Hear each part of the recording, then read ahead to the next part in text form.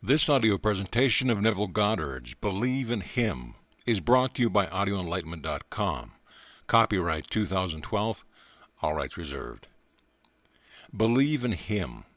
When asked, "What must we do to be doing the work of God?" he answered, "Believe in Him whom He has sent." That's all you have to do. Salvation is yours when you believe in Him. There is no aristocracy or privilege, and to believe that Jesus exists means nothing. The question is, can you believe in His story? He tells us He was sent, and everyone who is sent is Jesus the sender. Those who are called from the world of death do not volunteer or choose the task. They are selected, called, incorporated into the body of the risen Lord, and sent as the sender, and can say, "He who sees me sees Him who sent me." After incorporation to his being, the individual is sent, not to tell that he has a large family, a lovely home, or lots of money, but that he has fulfilled Scripture. When Jesus entered the synagogue, he began to teach, and those who heard him wondered how he had such learning, since they knew he was only the carpenter's son. They knew his mother's name was Mary, his brothers James, Jose, Simon, and Judas, as well as his sisters. Here we see a large family and a man with little or no learning teaching the scholars of the day. He tells them that he was sent, not to build a house or to tell others how to do it, but to fulfill Scripture. Then, beginning with Moses and the law and all the prophets and the Psalms, he interpreted to them in all the Scriptures the things concerning himself. Not realizing that Scripture was all about him, a normal man from a large family whose trade was that of a carpenter, was called, incorporated into the risen man, and sent, knowing he was the one with the one who sent him. I can't divorce myself from the being that incorporated me into his body. He sent me to tell you that if you believe my experiences, you will also do the works that I do. If not, you will not do them, for there is no way to salvation. Unless these mystical experiences unfold in you, you will never leave this world of death to live in the world of life. In Adam all die. In Jesus all are made alive. He made me alive in Him, and sent me to tell you of my experiences, for the need was great, and to say that if you believe me, you will experience them and be saved, and as they are your departure from this world of death and your entrance into the world of life. I tell you, in spite of the fact that I have an earthly father and mother, brother and a sister, I am no longer of this world. I am from above, and you are from below. If you will believe me, you too will be born from above. Then you will no longer be from below, but will be an entirely different being, living in an entirely different world. Now in the 16th chapter of Acts, we read the story of a slave girl who possessed the spirit of divination, and was making a lot of money for her owner as a soothsayer. And when Paul came by with his associates, she said, "These men are proclaiming the way of salvation," and she followed them for many days. This story is followed by the imprisonment of Paul and a mighty earthquake, which awakened the jailer, who trembling with fear said, "What must I do to be saved?" And he was told to believe in the Lord Jesus. To believe in a man? No. The Lord Jesus is only a pattern of salvation which is now encrusted with barnacles. I was called, incorporated into the body of love, and sent into the world to scrape off the barnacles by telling the path of salvation I have experienced. You may think that the few hundred or thousand people I have told would mean nothing against 3 billion people in the world, but I know a remnant has been prepared and they believe. That is all is needed. Having heard, their belief causes it to happen in them, and salvation's story spreads once more, until those without vision organize and make a business out of it. Then it will once more grow barnacles and become a tradition minus the spirit. In 1929 I did not volunteer but was called. I stood in the presence of infinite love, who incorporated me into His body. I was sent as love, the body of the risen Lord, back to a physical garment which is fragile, to tell those who are equally fragile that God is their own wonderful human imagination. Many, knowing my biological background, my large family with its limitations, reject my words. A few, however, have accepted it, and to that remnant it will happen. So what must you do to be doing the work of God? Believe in Him who He has sent. I tell you, he has sent me. You may or may not believe me. That is your privilege. But I tell you, the experience so changed me that I have walked by faith in this vision through the mire of doubt, even when it came from my intimate circle. One is first called, incorporated into the body of love, and then sent. This goes on eternally until all are redeemed, for not one will be lost. Just as by Adam all die, so also by Christ shall all be made alive. This Christ is a pattern of the eternal purpose of God, for there is only one way to escape this world. The pattern begins by your birth as spirit. This is followed by the discovery of the fatherhood of God. Your spiritual body will be torn from top to bottom as you ascend into heaven, and the symbol of the Holy Spirit will descend upon you to smother you with love, completing the pattern. Jesus Christ is not a man, but a pattern, which I have come to renew. To believe that Jesus Christ existed is not a belief in him, for he is the way to salvation. Now once the ship is encrusted with barnacles, one is called and sent to scrape them off by retelling the story as something that happened to him. When I told my family, they could not believe me and questioned me, saying, "Neville, you mean you do not believe in Jesus Christ?" And I replied, "I believe in him far more than you do. Don't you believe that he existed?" "Yes, but not as a man." To believe in Jesus Christ, you believe in the pattern of salvation of which he is. If you believe in a man, you believe in Neville, and Neville means nothing.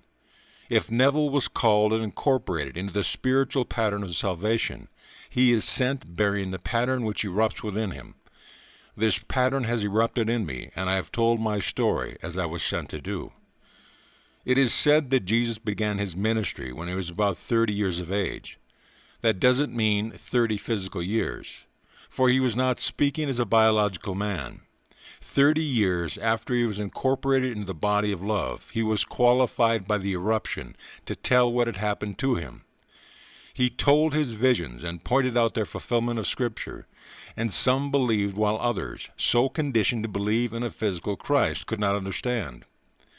The splitting of God's temple is told in a symbolic manner in the 14th chapter of Zechariah, as the Mount of Olives shall be split into two forms, east to west, as one half moves north and the other half moves south, leaving a very wide valley. It is told as a metaphor, but you are its reality. Scripture is all about you, and that splitting is yourself. Taken in a secular manner, David lived unnumbered years ago, but in the Spirit he will call you Father. When I share my visions and their scriptural confirmation, some believe me, but the majority think I'm sharing a fantasy. Yet I still walk with faith through the mire of doubt as I tell my story. My background is known. I have no education, no wealth or social position. Yet I do know that I was chosen to be called and incorporated into the body of love and sent. Love could have called a financial or intellectual giant, or someone handsome and wonderful, judged by human standards. Yet he called me in the Spirit. I was not initiated in the flesh, but was taken in spirit, for God is spirit, and those who worship him do so in spirit and in truth. It was a spiritual incorporation into the body of love, yet it seemed to be solidly real. As spirit, I returned to the garment I had left on the bed. It was that spiritual body which unfolded his plan of salvation. Now I know that this is the only way man can depart this world of death, and his departure begins by simply believing the story. Don't believe in Neville as a man, for he is frail and subject to all the weaknesses of the flesh. Rather, believe in what I have experienced. I have unfolded Scripture for you and shown you where my experiences were foretold. I have repeated this over and over in the hope that those who hear my words will believe them, for I have tied the gospel to its reality. The book of Acts, once part of the book of Luke, was detached for a purpose. The story of Jesus, the pattern man, is not found in the book of Acts. Rather, the story of the apostles is recorded there. For the apostles are sent to tell exactly how it happened to them. I do not know, however, of any part of Scripture where the story is told as graphically as I have told it to you. In the Old Testament, the question is asked, can a man bear a child? Why then do I see every man with his hands pulling himself out of himself, just like a woman in labor? Why does every face turn pale? To us a child is born, to us a son is given. When a woman forms a child within herself, is that child not a part of her body? And when she is in labor, does she not pull a part of her body out of herself? Primitive women did not go to a hospital. While working in the field, these women would stop for a moment and pull that which she had formed within themselves out of themselves. This is exactly what I did. I pulled myself right out of myself. 5 months later, I fulfilled the 89th Psalm. When David stood before me, I knew I was his father, as there was no uncertainty as to this relationship. I am telling you what I have experienced. Scripture foretold these visions, which must take place before you can depart this world. What must you do to bring them about? Believe in the story I have been sent to tell, for if you do and set your hope fully upon having these experiences, your salvation is assured. Eventually everyone will believe. Rejection delays the birth, however, for it comes only after acceptance of the story, told by the one who is sent. I did not choose to be sent. When I fell asleep that night, I would have been the last person I would have chosen as worthy to be called into the presence of the risen Lord. The Beatitudes tell us that only the pure in heart will see God, and I certainly did not feel myself to be pure in heart. My wife and I were separated, and my little boy was moving back and forth between us. With the conflicts which go all these silly things, I would never have judged myself worthy of being pure in heart. But God does not see what man sees. God sees the heart. He sees the motive behind the act, never the outer picture. Was the thought brought forth in love, or to get even? Was its motive to inflict pain or to express love? God sees the heart, and when he judges it as pure, that individual is called. In 1929 I was called, and for 30 years I only taught the law. The promise was there in Scripture, but I did not know it until it erupted in me 30 years later. From that moment on, I could do nothing but think about it, talk about it, and share my experience of it, for that is what I was sent to do.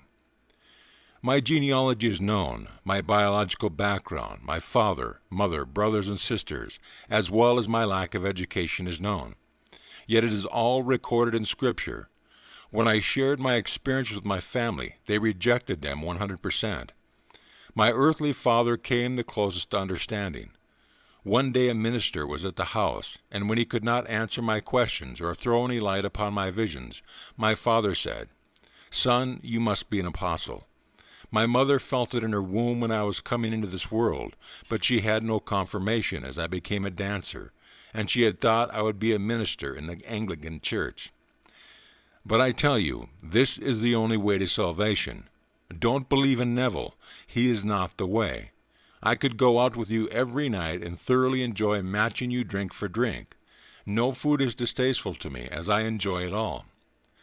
I am told I am not discriminating enough, for I can find nothing to condemn. I do, however, admit to all of my weaknesses of the human flesh. Yet in spite of that, I was called and sent. At the time I did not know God's purpose, but after his message erupted within me, I knew I was sent to refresh the atmosphere and clean it up after centuries of misunderstanding of the Christian mystery. Christianity fulfills the promise of Judaism. Fulfilling the pattern called Jesus, we are gathered one by one into that one resurrected man, to be that one being in Christ. I don't care what name you bear on earth, you will be sent as Jesus.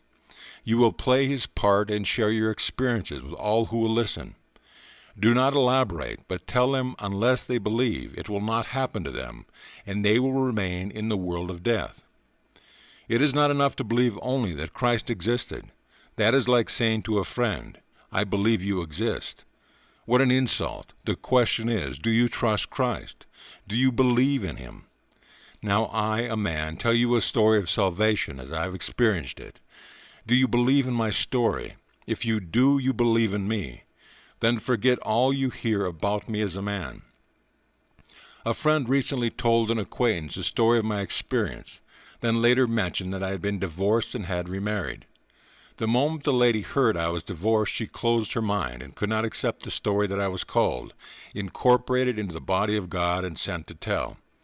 She judged the outer man and could not believe in him whom God had sent. She could go across the street, however, and believe that if she only ate corn she would be saved, because the person who told her so wasn't divorced. I tell you, you can eat corn from now on, but you will still remain in this world of death until you believe salvation's story as I have experienced it. I don't care what you have done or are doing.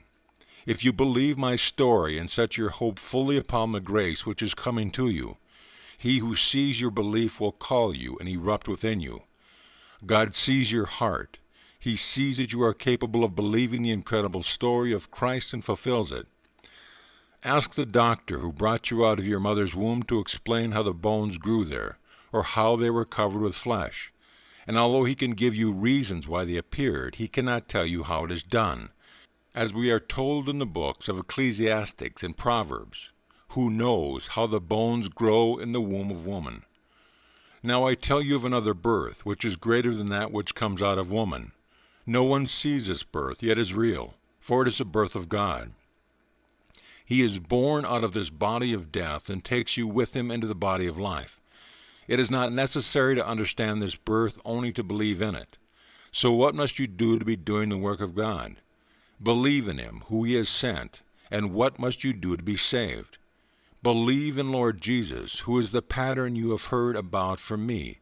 Then go about your business and live fully. Enjoy life and all that is to offer. A lady recently called who had heard me many years ago in Detroit and Minneapolis. Although she and her husband had nothing, she believed what I said and imagined having lots of money. Her husband spent many years in different mental hospitals, depleting the little money they had, and then one day he took his own life. Her only brother was a very thrifty businessman who lived frugally. He died, and 3 weeks later his wife died, leaving everything to this lady. Now she has the money to live in luxury, just as she imagined. This lady assumed wealth without knowing where it would come from, and now she has it. The law will not fail you here or in the world of God, for you must believe both stories.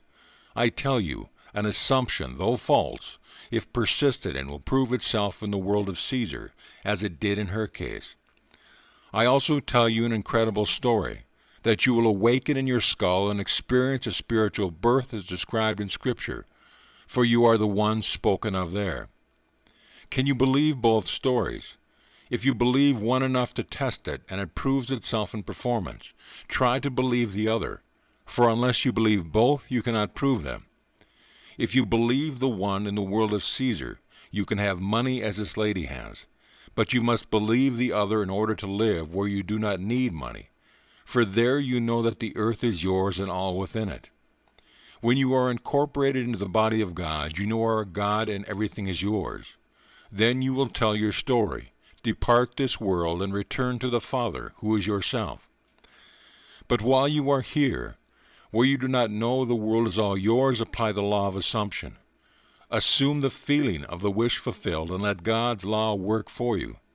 Learn to believe the story of this level through application, and one day you will believe the incredible story on the higher level. What must we do to be doing the work of God? Believe in him who he has sent. Though born of flesh and blood, with 4 brothers and sisters, and a carpenter by trade, after the second birth he was no longer the man one knew, but an entirely different being. After telling you what happened in him, he asks you to believe it. If you do, you believe in the way you are saved. If you do not, you believe in and will remain in the world of death with its many blows. Hundreds of millions of people call themselves Christians and believe in the existence of Jesus. But they do not believe in him, for if they did, they would believe his story. I have told it in my book, Resurrection. The story is true. I have come to bear witness to it. God incorporated me into his body and sent himself with me. So whoever sees me sees him who sent me. You will never see the one who sent me by looking at the outer man. It is only the inner man who bears God's likeness, for that is who I am. Now let us go into the silence.